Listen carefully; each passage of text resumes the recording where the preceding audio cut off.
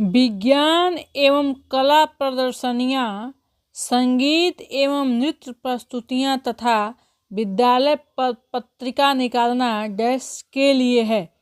इस प्रश्न का सही जवाब क्या हो जाएगा बताइए। ये जो प्रश्न है मेरा सी-टेट CGP से बहुत महत्वपूर्ण प्रश्न लेकर के हम आए हुए हैं, सी-टेट CGP से पेडागोजी। तो इस प्रश्न का ऑप्शन देखते हैं। शिक्षार्थियों को सृजनात्मक मार्ग उपलब्ध कराने, विभिन्न व्यवसायों के लिए विद्यार्थियों को प्रशिक्षित करने, विद्यालय का नाम रोशन करने, अभिभावकों को संतुष्ट करने। तो इस प्रश्न का जो सही जवाब हो जाएगा वो हो जाएगा ऑप्शन 1। नेक्स्ट प्रश्न देखते हैं। कोहल वर्ग के अनुसार सही और गलत प्रश्नों के बारे में निर्णय लेने में शामिल चिंतन प्रक्रिया को कहा जाता है। क्या कहा जाता है? ऑप्शन है सहयोग की नैतिकता, नैतिक तर्कणा, नैतिक यथार्थवाद, नैतिक दुविधा। इस प्रश्न का सही जवाब क्या हो जाएगा बताइए। तो इस प्रश्न का सही जवाब ऑप्शन बी हो जाएगा, नैतिक तर्कणा। नेक्स्ट प्रश्न देखते हैं। एक विद्यार्थी अपने समकक्ष व्यक्तियों के समूह के प्रति आक्रामक व्यवहार करता है और विद्यालय में मानदंडों को नहीं मानता। इस विद्यार्थी को डैश में सहायता की आवश्यकता है। डॉट डॉट खाली जगह पे क्या होगा बताइए। ऑप्शन है भावात्मक क्षेत्र, उच्च स्तरीय चिंतन कौशल, संज्ञानात्मक क्षेत्र, और डी है आपका मनोज्ञात्मक क्षेत्र। इस प्रश्न का जो सही जवाब हो जाएगा वो हो जाएगा ऑप्शन 1, भावात्मक क्षेत्र। नेक्स्ट प्रश्न देखते हैं। शिक्षकों को यह सलाह दी जाती है कि वे अपने शिक्षार्थियों को सामूहिक गतिविधियों में शामिल करें, क्योंकि सीखने को सुगम बनाने के अतिरिक्त ये जस्टिस में भी सहायता करती है। इस प्रश्न का सही जवाब क्या होगा? दुश्चिंता, सामाजिकरण, मूल्य द्वंद्व, आक्रामकता। इस प्रश्न का सही जवाब ऑप्शन बी हो जाएगा, सामाजिकरण। नेक्स्ट प्रश्न देखते हैं। निम्नलिखित में से कौन सा मुख्य रूप से आनुवंशिकता संबंधी कारक है? आंखों का रंग, सामाजिक गतिविधियों में भागीदारी, समकक्ष व्यक्तियों के समूह के प्रति आवृत्ति, चिंतन पैटर्न। इस प्रश्न का सही जवाब हो जाएगा ऑप्शन ए, आंखों का रंग। नेक्स्ट प्रश्न देखते हैं। शिक्षकों को अपने विद्यार्थियों की त्रुटियों का अध्ययन करना चाहिए, क्योंकि वे प्रायः डैश की ओर संकेत करती है। योग्यता के अनुसार समूह बनाने हेतु दिशा निर्देश, भिन्न प्रकार के पाठ्य चर्चा की आवश्यकता। अगला ऑप्शन देखते हैं। उनके ज्ञान की सीमा, आवश्यक उपचारात्मक युक्तियाँ। इस प्रश्न का सही जवाब ऑप्शन डी हो जाएगा, आवश्यक उपचारात्मक युक्तियाँ।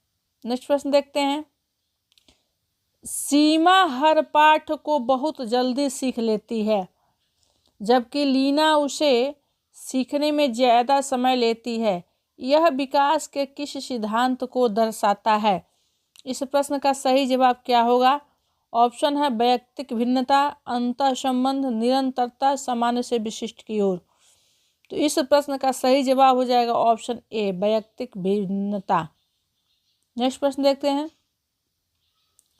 निम्नलिखित में से मतलब डैश डैश के अतिरिक्त सभी वातावरणीय कारक विकास का आकार देते हैं। इस प्रश्न का सही जवाब क्या हो जाएगा? पौष्टिक की गुणवत्ता, संस्कृति, शिक्षा की गुणात्मकता, शारीरिक गठन। इस प्रश्न का सही जवाब हो जाएगा ऑप्शन डी, शारीरिक गठन। ये 2012 में पूछा हुआ सी-टेट है। Next question. एक अच्छी पाठ्य पुस्तक से बचती है क्या? लैंगिक समानता, सामाजिक उत्तरदायित्व, लैंगिक पूर्वाग्रह, लैंगिक संवेदनशीलता। इस प्रश्न का सही जवाब क्या हो जाएगा? ऑप्शन सी हो जाएगा, लैंगिक पूर्वाग्रह। नेक्स्ट प्रश्न देखते हैं। पियाजे के अनुसार संज्ञानात्मक विकास के किस चरण पर बच्चा वस्तु स्थायित्व को प्रदर्शित करता है? पियाजे के अनुसार इस प्रश्न का ऑप्शन देखते हैं। मूर्त संक्रियात्मक चरण, औपचारिक संक्रियात्मक चरण, संवेदी प्रेरक, पूर्व संक्रियात्मक चरण। इस प्रश्न का सही जवाब हो जाएगा ऑप्शन डी, पूर्व संक्रियात्मक चरण।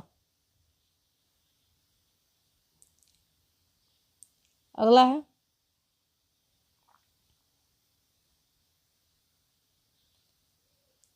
अगला प्रश्न देखते हैं। विकास को परिप्रेक्ष्य में समय से के साथ होने वाले परिवर्तनों को निम्न में से क्या शामिल है? तो रूप है, दर है, अनुक्रम है, ये सभी है। इस प्रश्न का सही जवाब ऑप्शन डी हो जाएगा, ये सभी। नेक्स्ट देखते हैं।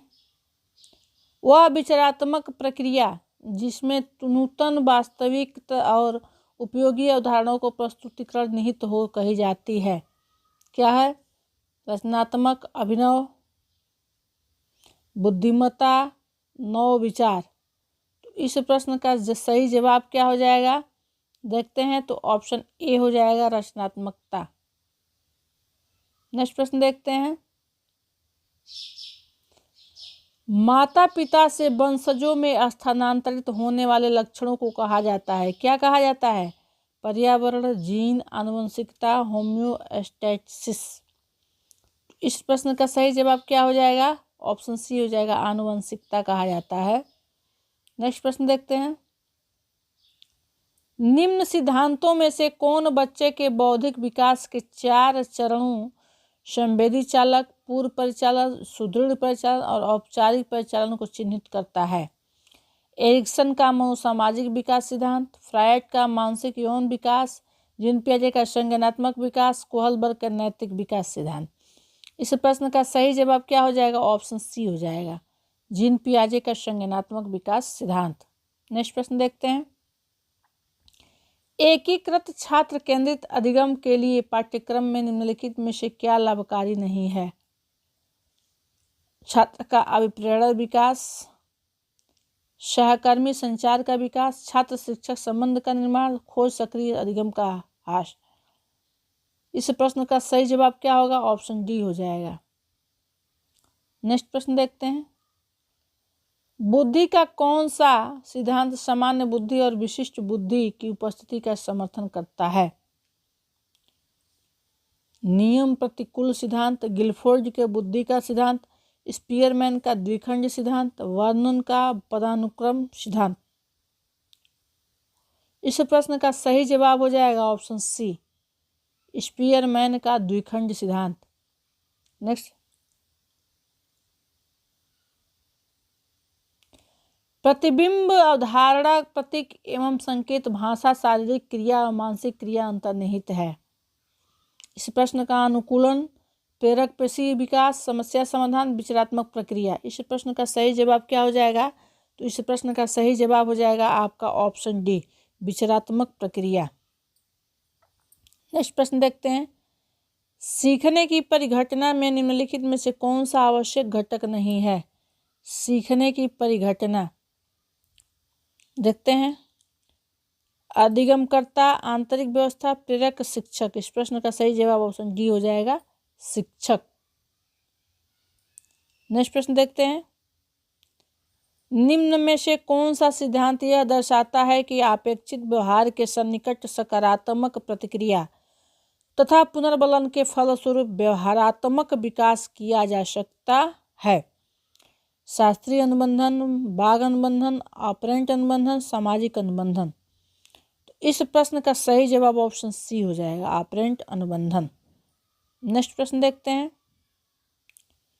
वह प्रक्रिया जिसके द्वारा माता पिता यह अनुमान लगाते हैं कि उनके बच्चे में सभी सकारात्मक गुण है, क्योंकि एक गुण सकारात्मक कहलाता है। इस प्रश्न का सही जवाब क्या हो जाएगा बताइए आप लोग? परिवेशन का प्रभाव, हावथोर्न का प्रभाव, प्रभाव का नियम, प्रतिलोम, परिवेश का प्रभाव। इस प्रश्न का सही जवाब हो जाएगा ऑप्शन ए, परिवेश का प्रभाव। नेक्स्ट प्रश्न देखते हैं। रमेश और अंकित की समान बुद्धिलब्धि 120 है। रमेश अंकित से 2 वर्ष छोटा है। यदि अंकित की आयु 12 वर्ष हो तो रमेश की मानसिक आयु क्या होगी? इस प्रश्न का सही जवाब देखते हैं। 9 वर्ष, 10 वर्ष, 12 वर्ष, 14 वर्ष। तो इस प्रश्न का सही जवाब ऑप्शन सी हो जाएगा, 12 वर्ष। आगे देखते हैं, निम्नलिखित में से कौन असतत चर का उदाहरण नहीं है? असतत चर का उदाहरण नहीं है। आयु, लिंग, वैवाहिक, आवासीय स्थान। इस प्रश्न का सही जवाब क्या हो जाएगा बताइए? तो ऑप्शन ए हो जाएगा, आयु। नेक्स्ट देखते हैं, छात्र की प्रयोगात्मक दक्षता के आकलन का यथोचित रूप है। साक्षात्कार, अवलोकन, प्रश्नावली, लिखित परीक्षा। तो इस प्रश्न का सही जवाब हो जाएगा ऑप्शन बी, अवलोकन। नेक्स्ट प्रश्न देखते हैं, कक्षा नायक द्वारा प्रयुक्त मूल्यांकन का प्रकार अनुदेशन के समय सीखने के विकास में किया जाता है कहलाता है। इस प्रश्न को नैदानिक मूल्यांकन, फॉर्मेटिव मूल्यांकन, प्लेसमेंट मूल्यांकन, संकलित मूल्यांकन। इस प्रश्न का सही जवाब ऑप्शन बी हो जाएगा, फॉर्मेटिव मूल्यांकन। नेक्स्ट प्रश्न देखते हैं, निबंधात्मक प्रश्न के लिए निम्नलिखित में से कौन सबसे अच्छा विकल्प है? न्यूटन के गति के नियम की चर्चा, न्यूटन के गति के तीनों नियमों की व्याख्या करें, न्यूटन के गति का नियम क्या है, न्यूटन के गति के नियम पर लेख लिखें। तो इस प्रश्न का सही जवाब ऑप्शन बी हो जाएगा।